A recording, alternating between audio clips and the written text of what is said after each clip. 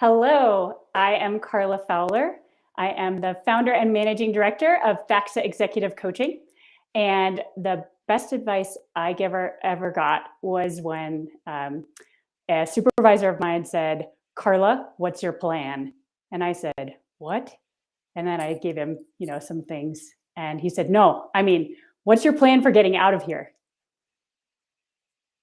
Ooh, what's your plan? A corporate boss that asked you of a plan for getting out of there? Talk to me about that, Carla. That's pretty interesting. So it wasn't exactly corporate in the sense of, so I was a first year general surgery resident. So Oh, I was doing my intern year of general surgery training at Stanford. And an attending of mine in the fall of this year, so you start in June, July, sat me down and said, I was on his rotation, and he said, Carla, what's your plan? And I was like, I think I rattled off something about like, well, I have this immunology PhD, and I'm thinking about transplant surgery because like those things go together well. I had this like narrative all lined up, and he was like, no, like, what's your plan for getting out of here? And then he like relayed his plan for getting out of there and to be able to sort of operate when and where he wanted to for people who needed it and all of that. But it really stuck with me. And 9 months later, well, maybe 6 months later, I had informed my program that I would be finishing the year but not returning. And so they should fill my spot. And they did. And there is another brilliant surgeon out in the world. So that is a really good thing. But and then I was moving on to my next thing, which was developing and then founding my executive coaching practice. So that's holy the story. cow. Wow. So that's super early on. So how did you know as a surgeon that you wanted to be an executive coach? Those don't seem to connect. They do not connect on like the very concrete, logical realm. But if you actually think a little more about life and profession, and I sort of innately did this, but I often encourage other people to do this. If you think about it more as I'm a person, I have skills and talents, there's stuff I like to do, there's stuff I'm good at. There's things I'm interested in. And actually, there are a lot of things I'm interested in, which is probably why I was able to make a big jump from one thing I was interested in, but had a lot of things about it that were not a good fit, into what seems like a completely different thing. But the common threads for me were that I've always been fascinated by high performance and how people do challenging things. So when you hear that, and then you say, oh, so you went into a general surgery residency, it makes a little bit more sense. Because it's me saying, hey, I want to be in that arena. I want to do that challenging thing.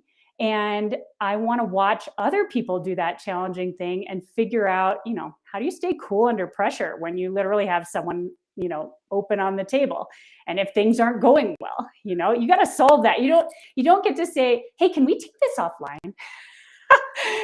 So, um, So you so don't have like meetings about meetings for surgery? That's not how that works, right? it has its own challenges. let's not say that surgery is perfect here because you can make all the same jokes that we might make about like Dilbert, like corporate America. We could make a similar set of jokes about probably any piece of medicine. But really, for me, I think I've always just loved thinking about how do we as human beings do things really well when they're challenging, when they have like a lot of pressure, and also when it's uncertain, like decision making with imperfect data. Uh, these are topics that fascinate me. And so the idea of saying, that's the science I want to think about. I want to not just think about it or talk about it on a podcast, but like actually help people use it to do the stuff they want to do in corporate America or elsewhere. Wow. That's really cool. Like, so many people would never connect those or never think that those are even possible. And not only are they possible, you're doing them and you're doing them at a high level because of performance, right? Because you're an achiever, because of that. So talk to me about achievement, right? What does achievement mean to you, Carla? I think that achievement, there's a couple ways to think about this, and it's useful to actually separate them. One piece of achievement is relative. right? So I can think about myself. And one way I think about it is from the first person to say, okay, like I am maybe at this level, let's just say like with my weightlifting. So I like to lift weights. And I might say, okay, well, I know that I was able to deadlift 140 pounds this week. And I can tell you, my trainer is like, she is going off. I'm going to give her a little promo. She is going off to like the Masters World Championship of weightlifting next week. And Wow. I can tell you, she can deadlift a lot more than I can. So, but for me, if next week I deadlift 150 pounds, for example, like that is a relative improvement. There is some achievement there. Maybe there's a whole arc that I'm thinking about. But my goal isn't actually to go to the Masters World Championship of weightlifting. And so, in that sense, that's my first person kind of relative to me achievement. But another way to look at it is to actually ask yourself, like in a field, what might be objective excellence? And I can tell you that I often use sports analogies because it's often a lot more clear what is objective excellence in something like a race, right? Like we know what time did you run? We know who crossed the finish line first. And that's an area of performance and even performance science that is a little bit easier to measure in some ways than when we start to think about performance in like the realm of our work. So to Yeah. say who presented it best, right? Like who gave the best meeting? That's a little bit harder, and but important to think about. To say not just from a first person standpoint, hey, am I becoming a more compelling salesperson for my ideas, say to my group, to my team, maybe to my skip level? Am I becoming more compelling in my sales conversations with potential clients, right? So we can actually think about how we might measure that, how we might think about that. And then in terms of like, but it's also worth thinking about like, well, what might objective excellence at this thing look like? Could I measure it? Hmm. Sometimes it's hard to do, but it's an interesting conversation, and I can tell you why. The reason is because so much of how we feel about our performance is exactly that. It's like, how do I feel today? Do I feel good after that meeting? Do I not feel good after that meeting? And that is one of the like it's one of the big mistakes that can really take us off track when we're too focused on how I felt about it, and we don't have enough of those like external like milestones or benchmarks to help us kind of orient like with reality and what's actually happening with that. Wow. So how do we find those though, right? How do we make those in an organization that, let's say, that's maybe relatively flat? How do we find, as a salesperson, how do we find that we're more compelling, or as a leader, how do we find that we're more compelling towards our team? What do we measure? This is a great question, and I'm not going to answer it in the like you should measure this because Of it's course. not. Yeah, I know it's not quite as like silver bullet esque as that, but I think they're really effective processes that when we run them, they get us closer to that. So a great first example that we could use is to say it's worth defining like, okay, like where am I in my current state, right? And I call this the sort of it's the SPPS process, and it's just an easy kind of acronym to remember. And the first S stands for states. And so a great thing to do is just to ask yourself, like, okay, how would I define my current state? Like what's my current level of success? Let's just say, like in sales, like what's my current level of success? You could also ask yourself, like, what was I doing a year ago? Like, can I think about sort of what were the different elements of that? And you could use both some objective results, like, hey, how many clients was I closing, or what kind of revenue was I bringing in, right? So sometimes there's like easy measurable stuff. And in sales, I might argue that's actually a place where you often have more of that data. So we're using a good example here. But you could also ask yourself things about like what do I feel like is my level of rapport? And that's, I know it's a little harder to measure, but we often have a sense of like, how do the conversations feel like they're going? Do I feel comfortable? Am I like sweating bullets before I go in? Do they feel awkward? So you can even just try and put some descriptors to it that go beyond like, do I feel good or do I feel bad? um, and some of those things help you define both like, where am I right now? And also like, where was I? And that's important because I think we often don't recognize how much progress we may have already made. And I think recognizing that progress is one of the things that helps us feel really confident than saying, am I willing to bite off something else? Like, am I willing to actually take some more risks or push myself a little more into ground that's uncertain for me for the purpose of like getting better? So that's, and then the last piece of states is to say, what do I want my future state to be? Like, what's the dream? What do I want?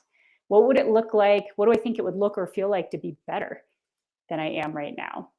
And you can use cues for this, right? Like if you're not sure in your own head about this, you could look around and say, who do I see who seems to like kind of be doing it the way I would like to do it? Like, are there models or mentors? And if I put words to what it seems like they're doing or achieving that I find appealing, like that can be helpful too.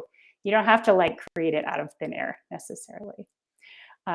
So I think that's one of the first most important steps is to sort of say, where am I? And also like, where do I want to go? What's the goal? And start there. So first, most important thing, and it's actually one of the things that this is another mistake is I think we often don't ever explicitly define what we want, and then something we can discuss in the future, and then what is most important for that. So this is a little bit about getting away from that mistake to say, can I actually spend some time thinking about it? Wow. Wow. So just thinking about those different states and defining that for ourselves, I'm like writing that down, right? Talking about recognizing our progress. If I compare it to yesterday, there isn't much, but if I compare it to Mhm. last year, there's probably a lot more. If I think about where I was 5 years ago, or 10 years ago, or 20 years Yeah. ago, right? Things have really, really changed. And nowhere in there, even in the future state, did you say, I want to be, I'm competing with this person based on where they are now, maybe finding out where they were at my goal. Is that right? Is that more reasonable to do than to say, for instance, as an author, right? I want to be like Marshall Goldsmith or Jim Cathcart, who's written 40 bestsellers. Like, we're not close here, right? I'm not at the same starting point. I didn't, or same endpoint, if you will. So does that make sense, or am I totally off base here, Carla? Yes. No, that totally makes sense. And I think you brought up a really interesting point about when we look at other people, we as human beings are very likely to mimic. And it's really important to actually be careful of some of the things that we think when we look at other people. So, for example, we often see when we read the news, or sometimes, if someone has a really big accomplishment at work, we look at it over a very short time frame and we mistakenly think like that it actually literally happened over that time frame. So whether it's a startup that hit their hockey stick and now is in the news, or it's someone who got promoted and you're like, wow, like how'd they do that? And often what we don't see is like the long tail of what they were working on. How were they investing in themselves? What were they practicing? How many times did they actually give them like fail or give themselves room to do something that they hadn't ever done before, with the risk of like maybe it didn't turn out well, but they did it enough times that they got really comfortable with that uncertainty. And that it was that compounded over time that led to then, I'm certain people who have written a number of books, they've practiced, they have spent a lot of time writing. And, those books didn't just come out of nowhere. And so, but we often don't see that. And then we hold ourselves to this really unrealistic expectation of somehow like that I would have published 5 books, by next year. when in fact, like that often takes a lot more time. So yeah, that was something really important that you said there. Cool. Good. Well, I'm glad I'm getting it because performance science, when I initially thought of it, I'm like, I'm not quite sure how this is going to fit as we talk about this. But then I read like how you and your team at FactSet talks about what performance science is. It's strategy, productivity, and psychology, which I think is super interesting there because I don't know that I would necessarily include strategy in that. I mean, psychology, right? What's between my ears? I get that one, right? And I get the productivity, right? I want more and more and more. But psychology, that's kind of interesting to me. As or yeah, I meant to yeah.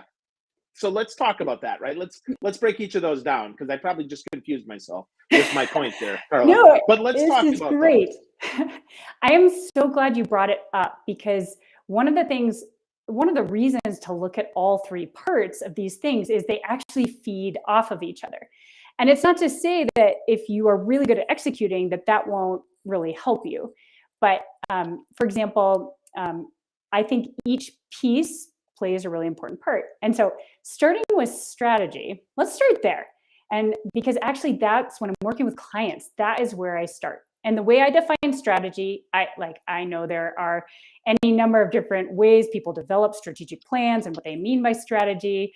But here's what I say. I say strategy is the act of saying these things are more important than these things. And so we are going to put more resources and effort towards these things and maybe no effort towards these other things. So strategy is about prioritizing and focusing. And it's kind of making a bet, right? You're saying, I bet these things will influence me more and give me more impact towards the results I want than these other things. It's not that the other things aren't good, they just might not be as good. And the reason that I always start with this when someone has a goal, the first thing we do is we ask this question, well, what do you want to have happen? What's the result you want? And let's try and be as specific and focused as we can about it.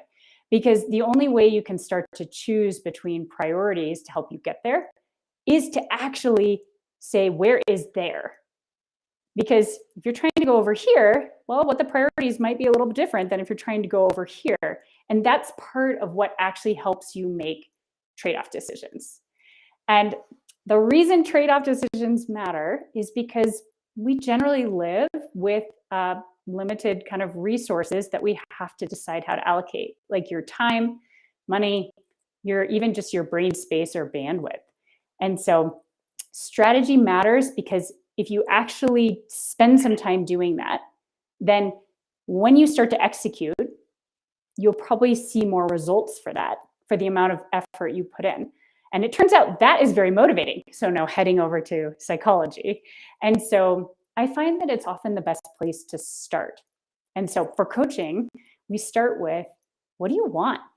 And then we move towards exploring what is actually most important to get you there. And so that's why we start with strategy. All right, so that was number one. Number two is thinking about execution, right? Doing stuff. And so I think this is most familiar to people because we have the productivity movement. Yeah, let's go. Thank you. Yes. And it is all about helping us get things done. The one challenge is that it has become its like own thing. And so suddenly the idea of like getting more done almost became a destination or a goal in and of itself. But the truth is like, that's a recipe for burnout. And then it's often like the systems take over, like they run the circus. Yeah, right. Getting things done instead of getting the Yes, most important things done, right? exactly. Yes. And so so strategy, we figured out like, okay, where do we think we're headed? What's our best guess about what's most important? Then when we get to execution, it helps because then you can say, well, what systems are really going to serve me here? What of the things I've decided to do are going to be the best, most effective and efficient ways to actually do those things versus how do I get this huge list of stuff done? operates under the assumption that you need to do all the stuff on that list. And that might not be true. In fact, it's rarely true. So thinking about execution matters. There's clearly different ways to do things, and you're often not doing them alone. So I think this is the other really critical piece is one mistake we sometimes make when we think about performance is that we think it's a single player game. And our own performance totally matters, like what results I produce, how well I think about things. But the truth is so often, and I think maybe particularly for your audience, like we are in systems, we are in human systems where we need people to collaborate with us, to have clarity and to align. And we need their help, right? We're not going to do it alone. And so thinking about how we motivate a team and have them have the clarity about what's most important, how do they win at the game? Because I have this belief as a coach that we all want to win. Winning's fun. Like, it's good to not need to win all the time because we don't win all the time. But like at the end of the day, your team wants to win. And so helping them know like how they can execute well, giving them the resources they can do that matters a lot. So I think those are some important just pieces on execution. I think that's one of the more obvious pieces of performance though. So last piece, we'll talk a little bit about psychology. So this is an area where I think the more recent like developments in our understanding of mindsets is really fascinating and really helpful to how we think about performance. And that's this idea that, and I can use I'm going to use a sales example. So in a lot of the sales literature, they talk about how you come into like a potential client call or like discussion matters a lot. Like if I come in and I am trying to sell you something, and it is very clear my mindset is close, close, close. Like coffee is for closers. Like then that's like, it comes through, even if I'm seeing all the right words. But if I come in with a mindset that is like, hey, let's see if there's some value here. And if I don't think there's some value here for you, like I'm going to tell you. And I'm going to try and watch out for you as a customer and make sure that but I'm also going to watch out for the fact if you have a problem that I might be a conduit to solving that. So it isn't about not selling, but it's a totally different way to approach. And I think customers react to that, even if we said the exact same words, they get it. So mindset can be really powerful. Which is why, again, what's the lens we're looking through matters and often is a key piece of how motivated we feel to do the other two pieces of performance. Execute, particularly when it's something we don't really want to do, or even spend that time to think about a hard problem that feels kind of uncertain. So. Awesome. I love that. I love that you said best guess for what's most important is part of strategy, because I think that's so often missed. We often just get in our gear, right? We get in gear. We start with the productivity. Can I do more? Can I do more? Can I do more? Oh, I don't want commission breath, right? I don't want to seem desperate. And then why? There's no strategy there. And I think that's where I kind of didn't get it at first. And that makes what you said makes perfect sense. And I think your point about winning and losing also is super important here. Sanford Berenberg, he's on LinkedIn. He says, I've learned more from not winning than when I've won. And I would add to that, which I think is a great point, Sanford. Thank you. I think what I would add to that is we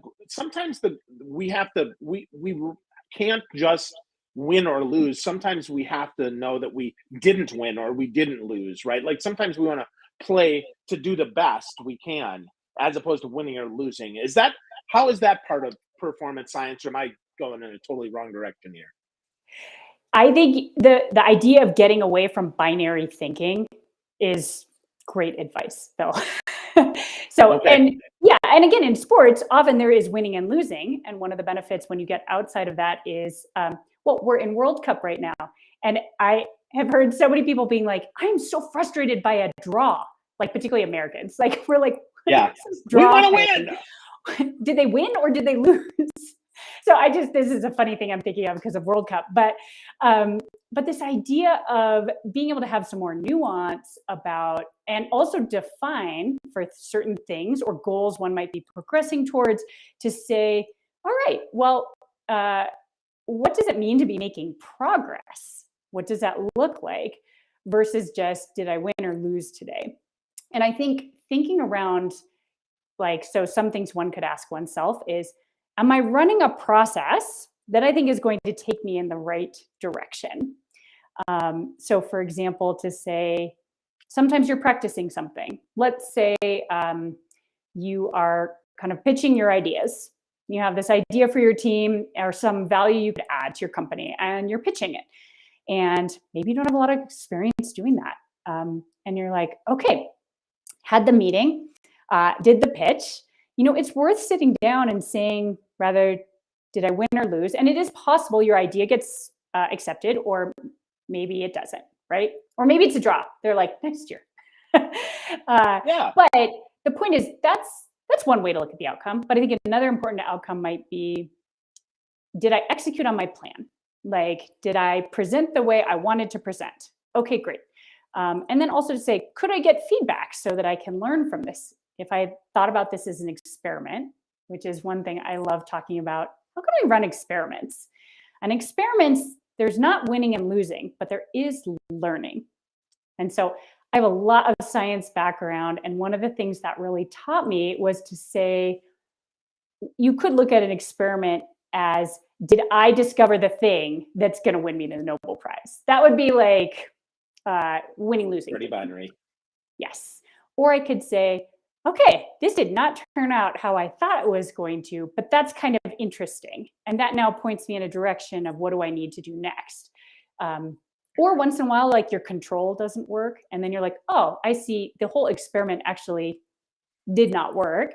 But that tells me I need to work on the experiment, like, to actually get the answer. So one of the things I think can help with this is to say, like, when you're going to go do something that could be a win-lose situation, to say, well, how might I define this as an experiment instead? And say, well, how can I make sure I learn something either way? And so you could think ahead of time about having someone in the audience, going back to our pitch conversation, like, hey, have someone in the audience, you say, could you just listen for, or look around the room and see, like, is everybody like out to lunch? Like, are they bored? Did I talk too long? Right? Like, you could have people planted. You could also, go talk to the decision maker after the fact and say, hey, thanks so much for your time. Like, totally appreciate it. I know we're not going forward, but I would just love to know a little more about your rationale, like what you're thinking, so I can learn. And, maybe come back with a better idea next time, or, make it more valuable to you, like, understand what's in it for you. So I think there are a lot of great ways that you can make sure you can learn from the experiment. Definitely, definitely. When you said, not necessarily today did I win, that really hit me, because I had a sales deal that went totally sideways last year. I think it was last year. Yeah, early 21, and went totally sideways. And I Yeah. was vulnerable, and I asked for feedback.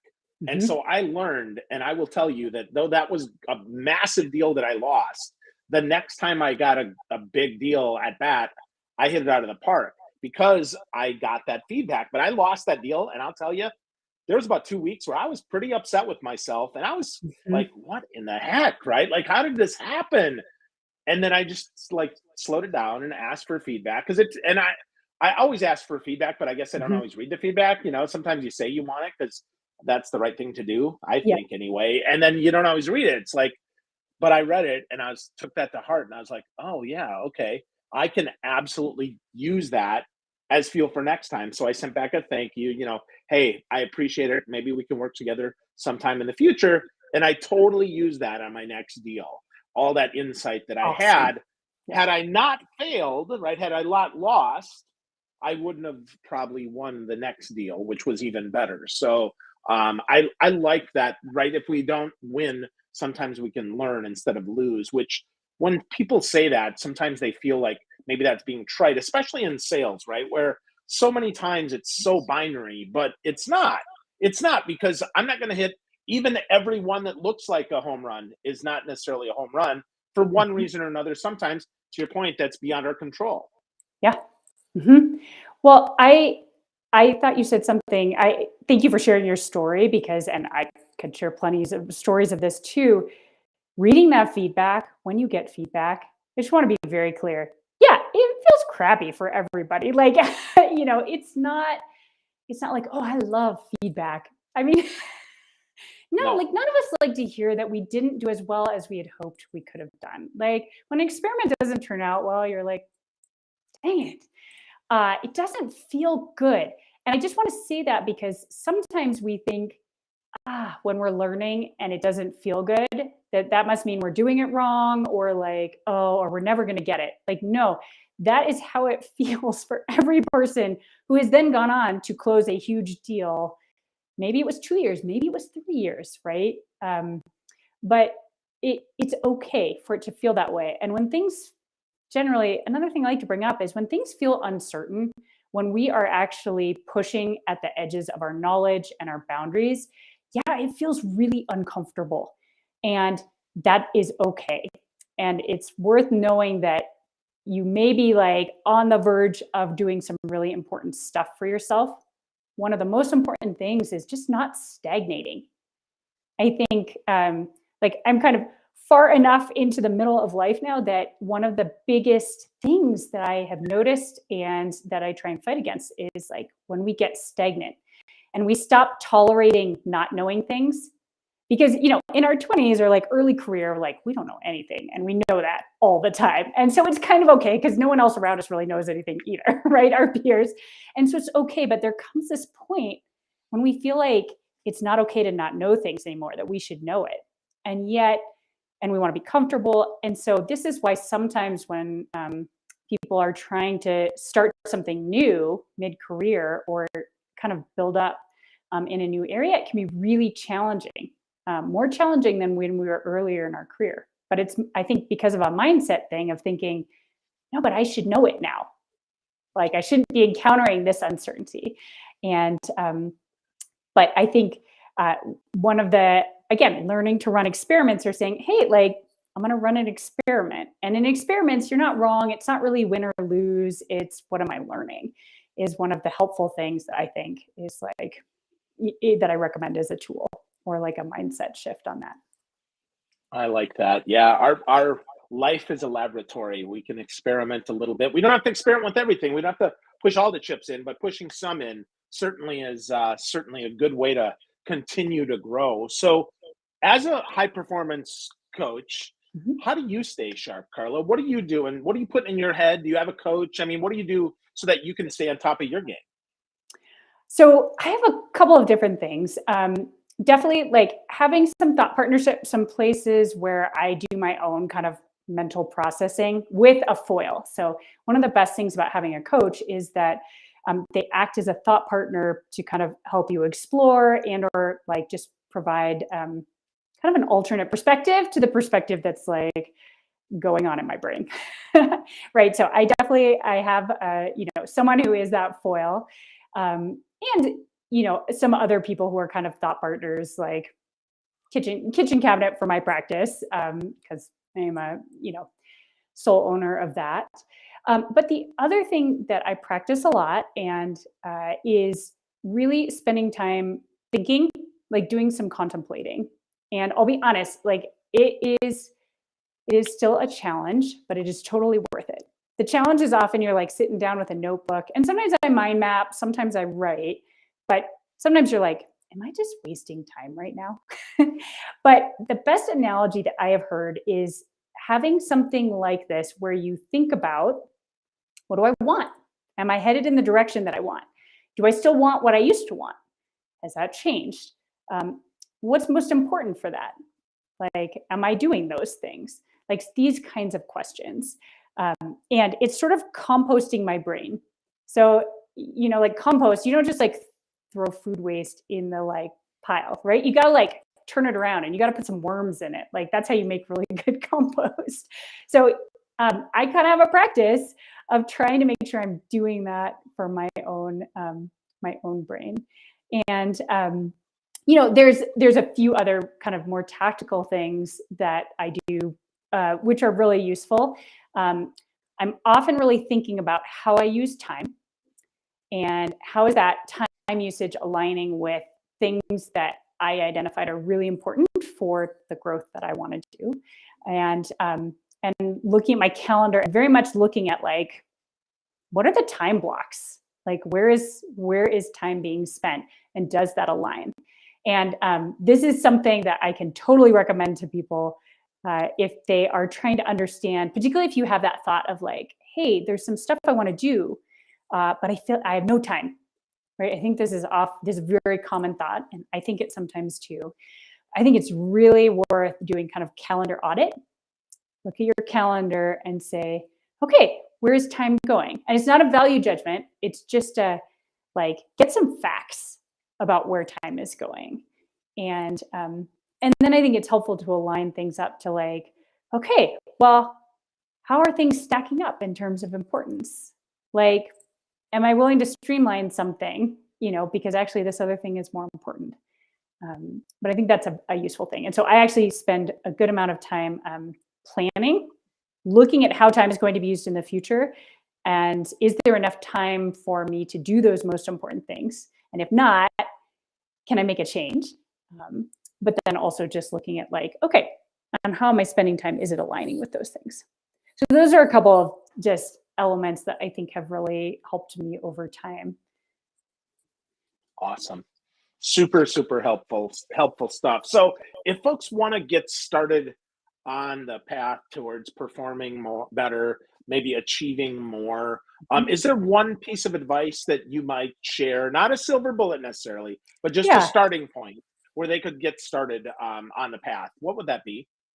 All right. I would link like two tools that I use in coaching, but I think what I would say is the first most important thing is to practice asking yourself what you want. Not like what you should want, not what other people want, and try to not edit yourself. Like sometimes we have this brief moment of wanting something, and then we immediately say like, "Well, you don't have enough time to do that," or like, "You can't do that." And so I think that is one thing: is practice that, and then when you launch on something where it kind of sticks in your brain, you're like, "I want that." Like I'm tired. I feel a little stagnant at work. I want to advance. Like then I think it's really important to write down like, what does it mean to advance? Like, what would that look like? Is that a role? Is that a promotion? Is it more skills? And then I like this is kind of I call it a 139 in my practice because we do it a little more in depth. But let's just call it a 1-3. Figure out the thing you want, describe it, and then write down a long list of all the things that might be important for doing that. And then the goal, I find a brain dump is an easier place to start. But then I recommend taking that and trying to identify what 3 areas or 3 things actually you think would give you the most impact. And if you're not sure, go ask some people, like go get some data or read a book on it, right? Like go help yourself do that. But sometimes we actually intuitively we actually know, we've just been kind of avoiding it or not prioritizing. So pick those 3 things. And then I would say find a way to start putting a small amount of that in your week or in your day with the idea that you're not going to get it tomorrow, but you are going to like over time start to build towards that, like compounding. So that is like the practical way to get started on stuff. And it really works. Awesome. Awesome. Simple and doable. What do you want? Brain dump everything, pick 3, and then get started in small increments, experimenting. I really dig that, Carla. That's super great. Lots of awesome stuff today. If folks want to get to know you more, thaxa.com is the website, THAXA.com. And where's your favorite social network? Is there somewhere that you spend a little time if people have questions or want to reach out and connect with you? Where would you send them? Yeah. So I'm on LinkedIn, and that's Carla-Fowler. So that's a great place. I post whenever I'm in a conversation on a podcast, I post it there. So that's also, and we talk about sort of different stuff every time. So that's a great place to look. And so you can follow me there. If you're interested in learning a little more about coaching, you can message me through my website or send me a message on LinkedIn, works as well. And so those are great ways to reach me. Awesome. Awesome. Well, friends, get to know Carla Fowler. She is brilliant. She spent some time with me today. We did a little prep. We rescheduled because I got sick, but I'm super grateful. I learned a lot today, and I hope you did too. Carla, you're a gem. Thank you so much for your time and your insight today. I appreciate you. Thanks, Phil.